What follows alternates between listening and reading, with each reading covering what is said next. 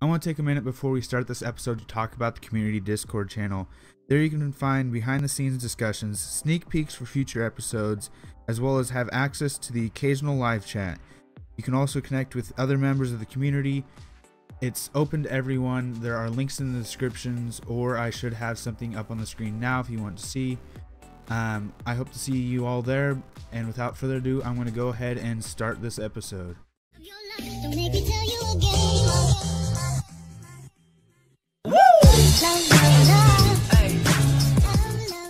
Thanks for stopping by, guys. It's Al here playing some more Scrap Mechanic. Today I'm looking at a bit of a cosmetic build. I know I have some projects in the work, like the computer screen, which you might have seen in my new hardware update, as well as I have some plans for a monorail project. Well, today's is a bit more cosmetic. It originally was going to start out as kind of a military style Humvee, but as I worked on it, it kind of developed into a more civilian style off-roader or rock crawler. Overall, I'm really happy with how it looks and how it works. Sadly, because I'm using gas engines to improve the overall driving, I guess to say driving experience of the vehicle, it isn't the best at rock crawling. The suspension I actually used on it is a I guess it has 3 springs. It's really similar to the one I did in my budget bearing vehicle, the 7 bearing vehicle, but instead of using clamps for these outer pieces, it actually is connected with bearings. As you can see, there's one there, and then there's one in the center one, as well as 2 on these, this far one, this right one. And it gives some nice flex to these tires. If I actually go right there, right now we have all 4 wheels on the ground. You can just see how much that is actually flexing. And that spring is glitching out. I did try this with the electric engines instead of the combustion engines to increase its off-roading capability, but it was a very unpleasant driving experience as a whole. Just kind of looking around it, talking about what's on the vehicle.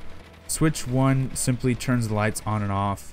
On the back you have a spare tire for decoration, and as you might have seen me get in, you have to use that little grate. I did not put doors on this. I thought about it, but eventually decided against it because of just the added bearings, and I didn't think it'd work all too well with the very blocky doors that are on this. You can see the front cattle guard, and you might notice that really large, I guess you can say triangle almost, that's on the front of it. I'm not sure the exact name for that on the front of the cattle guard, but to give an idea of what it's used for and what it does, you see it a lot on some rock crawlers and some off-road vehicles. The purpose of it is when you go over a hill or down a hill real fast, like this, it's supposed to help you prevent rolling on your roof, even though there I did. Had I taken that just a bit slower, it probably would have saved me. It's supposed to prevent you from rolling on your roof, or if able to, it'll try and put you on your side rather than on your roof. But in most cases, it will actually help you upright your tires. So I'm trying to show it off a bit here, but it'll be kind of hard. It's kind of an odd thing to really test, that little front triangle. But I will just drive around and kind of show off the suspension that's on it. Overall, I'm really happy with it. It's just kind of fun to drive around. It's not anything new or experimental or fascinating. It's just overall fun. I'm going to take it over some rocks here. There we go. Just a bit of off-roading. And I'm trying to find somewhere that'd be kind of fun to take this. It isn't the best at uphills because it does have the normal gas engines.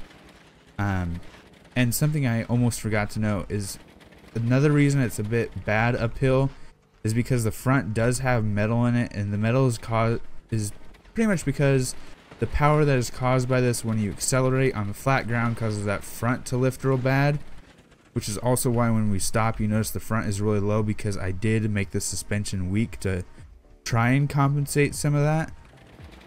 But I did end up having to throw a lot of metal in the front to keep it balanced because this back cabin is really heavy.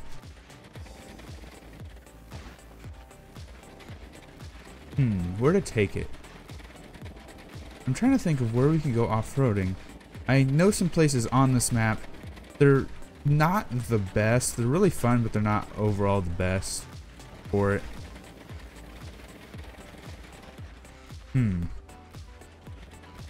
And one little smaller note is because of the very short wheelbase on this, it does turn on a dime. However, the really wide wheelbase also makes it hard to roll in those turns, so it's a really nice... It takes corners really nice, especially if you slow down a bit and let those front tires dig in. It's really nice. Take a jump, and we just threw ourselves up in the air. It's very prone to wheelies, notably. Like I said before, the front is not very heavy. That's why there's all that steel in there. So that is trying to counterbalance it, but it isn't always perfect.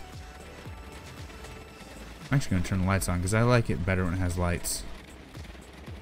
I should also note that, yeah, the first person is decent. I do like having some good first persons. Alright, I'm going to stop real quick. That is really loud in first person. I didn't really notice that. But it does look nice in first person. I do like to keep them nice in first person, but there really isn't much of an interior. I don't put much of an emphasis on that. That the first person driving experience is pretty decent, but pretty loud as well. Sorry if you can't hear me. The engines are loud.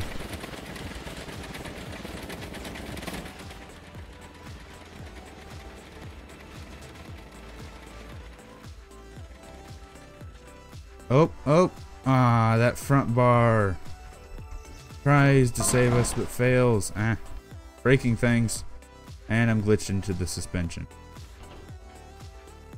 Well, there's what that little front bar looks like when it's on a lift. And it comes together like that.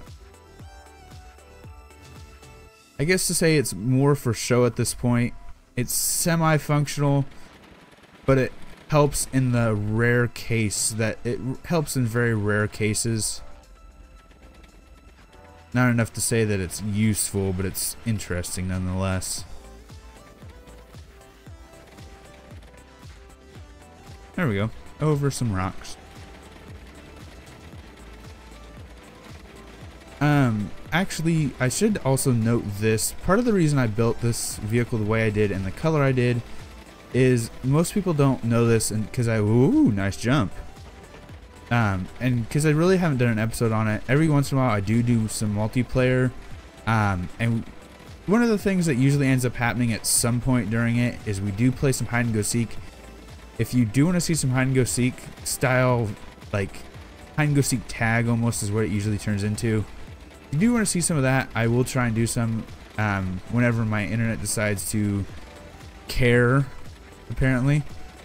But the reason I did the color and the reason I actually did the style like this is this was actually built for our multiplayer hide and go seek. Fun fact. And something I noticed is the gray colors, even though it sticks out in the grassland, the gray colors hides really well in shadows, especially like this little dirt patch right here, like this little stone patch. This blends in really well if you hide right. So if someone parks right here, it's really easy to hide, to blend in, especially if you're around stone and sand over there. It's really nice to hide in. It doesn't hide very well in the grass, which is why you actually see a lot of camo versions of some of the vehicles I do. I do like hide and go seek. It's kind of fun because you get to pit two vehicles against each other. Not only speed, off-road capability, as well as driver's skill, and I guess paint job. Who has the best camouflage? I really do enjoy it. Bit of a off tangent, I guess, away from the actual subject of this video, which is a crawler, or a really bad crawler considering it doesn't have the engine power to do so. An off-road vehicle. I'll just put it at that because it's really bad at crawling.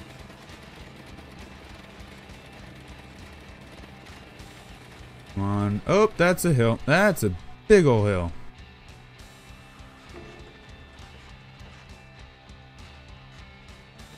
And we landed it, surprisingly enough. Still haven't really been able to put that front bar through its paces. God, I can't English. English is my first language. So I really want to show off that front bar. In my opinion, it's my favorite thing about this. Not just a sense of like functionality, but it looks nice too. It does function. In a rare case, like I said, it'll function properly. I'm trying to get that rare case to happen, but it's sadly not.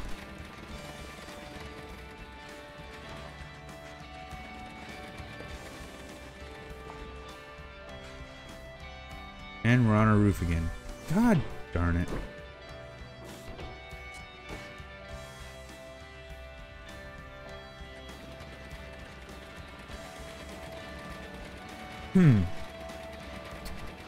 So actually what I think I'm going to do is, because a lot of people do enjoy them and I do enjoy them as well, I'm going to go ahead and just do some time lapse either in first person or third person, just drive around, bounce around in this creation.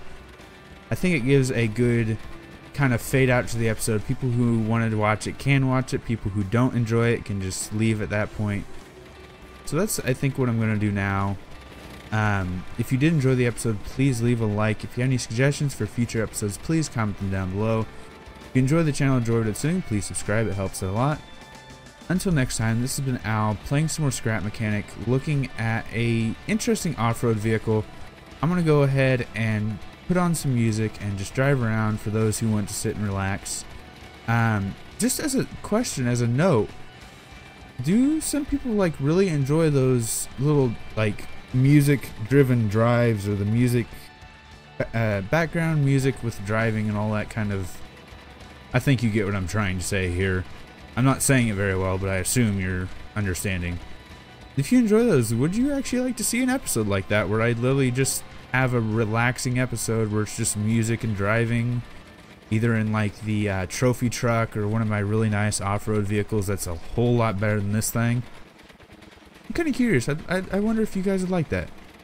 But anyway, without further ado, let's actually do that. Let's actually throw on some music and do that.